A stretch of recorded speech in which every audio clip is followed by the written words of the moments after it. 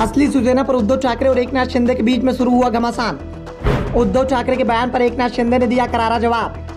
पाकिस्तान भी बता देगा वाले बयान पर एकनाथ शिंदे ने उठाए सवाल।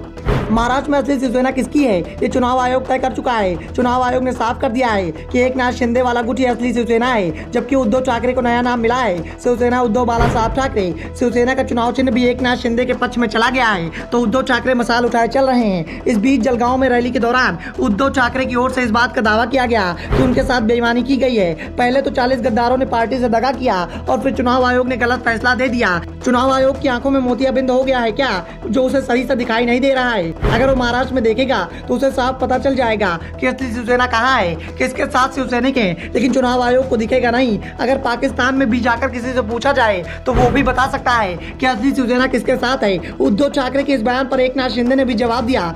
ठाणे में आयोजित एक कार्यक्रम के दौरान उद्धव ठाकरे के बयान पर एकनाथ शिंदे ने कहा कि जलगांव में किसी ने कहा कि पाकिस्तान को भी पता चल जाएगा कि असली शिवसेना किसकी है। यह दुर्भाग्यपूर्ण और दुखद है कि शिवसेना किसकी है, यह तय करने के लिए पाकिस्तान के प्रमाण पत्र की जरूरत है।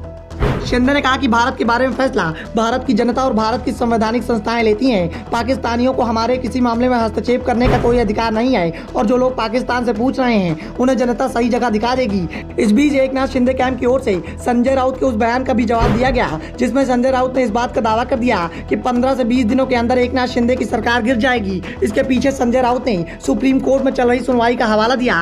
राउत ने कहा कि सुप्रीम कोर्ट में एकनाथ शिंदे और 16 विधायकों की अयोग्यता से जुड़े मामले में सुनवाई चल रही है।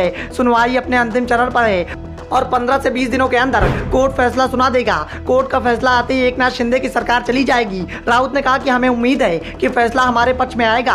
कोर्ट एकनाथ शिंदे और दूसरे गद्दारों को अयोग्य करार दे देगा। शिंदे के अयोग्य होते ही सरकार गिर जाएगी और उसके बाद में या तो राज्य में एमवीए की सरकार फिर से बन जाएगी या फिर राज्य में चुनाव होंगे। कुछ भी परिणाम हो, लेकिन वो एमवीए के पक्ष में ही रहेंगे और इस बार एमवीए को 180 से ज्यादा सीटों पर जीत मिलेगी। जलगांव की रैली में उद्धव ठाकरे का भी बयान इसी तरह का निकलकर सामने आया था। उद्धव ठाकरे ने कहा था कि चुनाव कभी भी हो सकते हैं, आज भी हम तैयार हैं। मामला सुप्रीम कोर्ट में है और हमें इस बात की उम्मीद है कि फैसला हमारे पक्ष में आएगा। उसके बाद कभी भी कुछ भी हो सकता है। उद्धव ठाकरे और संजय राउत के इस बयान पर एकनाथ शिंदे की ओर से जवाब आ गया।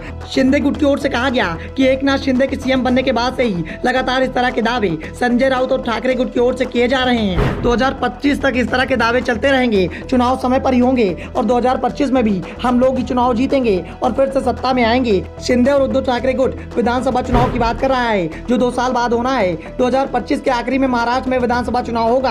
अगर चुनाव समय पर होता है या किसी कारण से चुनाव बीच में ही हो जाता है, किसी कारण से सरकार चली जाती है, तो फिर ये कभी भी हो सकता है। लेकिन इस बात की संभावनाएं बेहद कम दिखाई दे रही हैं कि चुनाव समय से पहले हो जाएंगे। लेकिन इस समय जो चुनाव सबसे पहले होते दिखाई दे रहे हैं वो निकाय चुनाव है। निकाय चुनाव का ऐलान कभी भी हो सकता है और सभी दल इस समय निकाय चुनाव की तैयारियों में जुटे हुए हैं और निकाय चुनाव साफ कर देंगे कि शिवसेना किसकी है।